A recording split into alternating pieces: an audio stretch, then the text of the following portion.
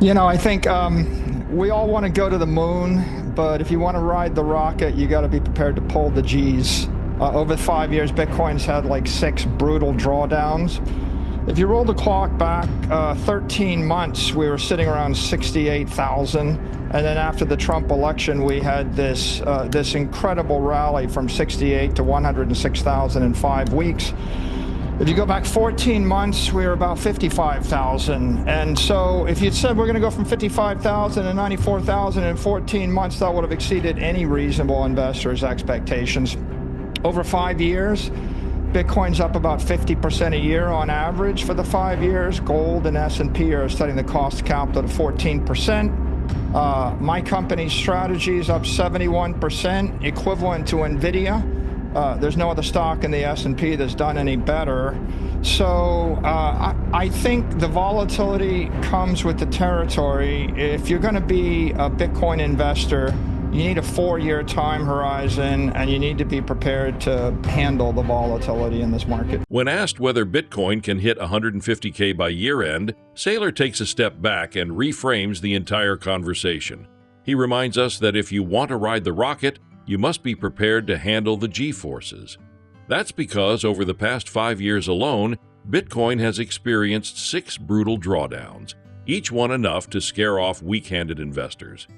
Please take a little time to like this video, subscribe to the channel, and turn on post notifications for more videos like this. You can also check out our other videos on cryptocurrencies and the overall digital asset space and drop your comments and observations in the comments section below. Everything you do helps with the YouTube algorithm and immensely contributes to the channel's growth. Thanks and enjoy the video. What do you think? 150 by the end of the year? What do you think's happening here? I think we all want to go to the moon, but if you want to ride the rocket, you got to be prepared to pull the G's. Over 5 years, Bitcoin's had like 6 brutal drawdowns. If you roll the clock back 13 months, we were sitting around 68,000. And then after the Trump election, we had this incredible rally from 68 to 106,000 in 5 weeks. If you go back 14 months, we were about 55,000. And so if you'd said we're going to go from 55,000 to 94,000 in 14 months, that would have exceeded any reasonable investor's expectations. Over 5 years, Bitcoin's up about 50% a year on average for the 5 years. Gold and S&P are studying the cost of capital to 14%. My company's strategy is up 71%, equivalent to NVIDIA. There's no other stock in the S&P that's done any better. So I think the volatility comes with the territory. If you're going to be a Bitcoin investor, you need a 4-year time horizon, and you need to be prepared to handle the volatility in this market. So when you look at the price right now, and then we'll talk about the implications for strategy, but when you look at the price right now, what does the upside at this moment look like to you, and what does the downside in this moment look like to you? I feel like we put in a pretty strong base of support around here. There's an incredible amount of leverage coming out of the system, a lot of liquidation. A lot of the OG holders were selling at the $100,000 level, and so I'm fairly comfortable at this level. I would think that we'll build from this base and we'll rally from here. Obviously, it's hard to make a forecast for the end of the year right now, given what's happened over the past few weeks, and especially the shift in the macro environment. But, as you know, my view is Bitcoin's going to outperform gold. It's going to outperform the S&P. It is digital capital. And so if you're a long-term investor, this is the place to be. In terms of the way your fund is structured and the debt that you've taken out to effectively buy Bitcoin, what are the trigger points, just so people understand the full risks involved for you in terms of some of these preferreds and other things, in terms of where Bitcoin needs to lie, either on the low end? Well, it's pretty important to note that we're not even 1.15 times levered. We're very fractionally levered, and our debt that we have is 4.5 years out. So we don't really have any trigger points anytime soon. And if Bitcoin were to fall 80%, we're still over collateralized and we're fine. So our balance sheet's pretty stable. The company's strategy, just like an intelligent bank, would be to build amplification for the common stock using preferred equity. So the equity never comes due. It's a dividend payment declared by the board. It's not a coupon. We can't be in a default. There is no credit default situation from the digital credit that we're selling at this point. I was curious if you could comment on something we heard from Cathie Wood last week. You know, she has a target, I think by 2030, she had it at $1.5 million a coin, and recently suggested it might actually be closer to a 1.2, which is still pretty remarkable unto itself. And yet, when she explained her new rationale, it was actually that stable coins, the sort of emergence of stable coins and the growth of those coins being used for transactions, she argued could ultimately crowd out some of the use case for Bitcoin. What did you think when she said that? I think the entire digital assets economy is exploding and growing in a bunch of different dimensions. Right now, the way to think of it is that half of the economy is built around Bitcoin. It's digital capital. Bitcoin is digital gold. And the killer application on top of digital capital is digital credit. Instruments like Stretch, STRC, credit instruments that pay yield. And that's a very simple business. The other half of the economy is digital finance, and it's going to be built on the proof of stake networks that are emerging, the Ethereum Solanas, the BNBs. And the killer application for that part of the digital assets economy is tokenized currencies, a la stable coins, tokenized securities, tokenized real-world assets, tokenized brands, and DeFi in general. Well, that's a very complicated technical development, and I'm sure that stable coins are going to go from hundreds of billions to trillions of dollars, but it's not really competing with digital capital. No rich person wants to buy the currency instead of an equity or a real estate or a capital asset. Michael, given where Bitcoin's trading right now, are you buying?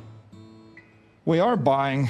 We're buying quite a lot, actually, and we'll actually report our next buys on Monday morning. I think people will be pleasantly surprised. In fact, we've been accelerating our purchases. Are you ever not buying, Michael? No, we're always buying. Bitcoin's always a good investment. But no, that's interesting, though, in terms of buying today at $95,364 versus buying 2 or 3 weeks ago. You're saying you were buying it at both. If you were to look over the last year, sort of at your average, do you weight the buying based on trading? We now own nearly 3.1% of the network, and we bought it on a blended average about $74,000 a coin. If Bitcoin goes to a new all-time high, dominance accelerates sharply. Every cycle shows this. New H liquidity funnels into BTC dominance jumps.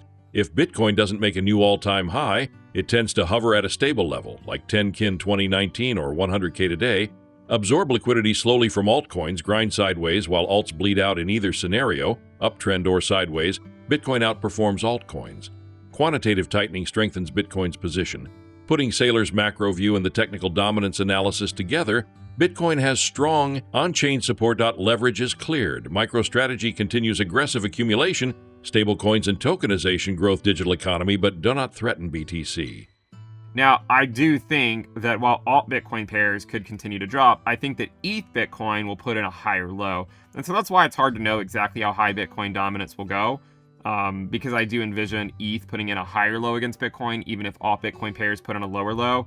And I know that sounded crazy back when I mentioned it back in June, or back in April, but you can see that ETH put in a low, and then a higher low, and then potentially a higher low, while ETH has been putting in higher lows on its Bitcoin pair.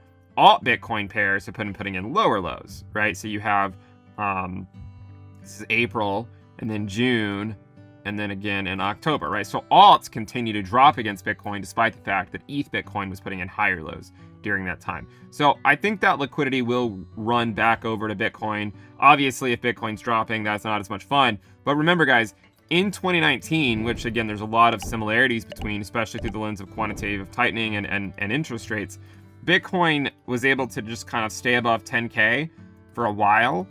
And you could argue it's doing the same thing today, it's staying above 100K. And during that time, Bitcoin continued to take liquidity from the altcoin market And that's what I think is happening right now. So I think Bitcoin is a better hold than altcoins right now, because if the bull market continues, Bitcoin should lead it. And every other time that we've seen Bitcoin go to a new all-time high,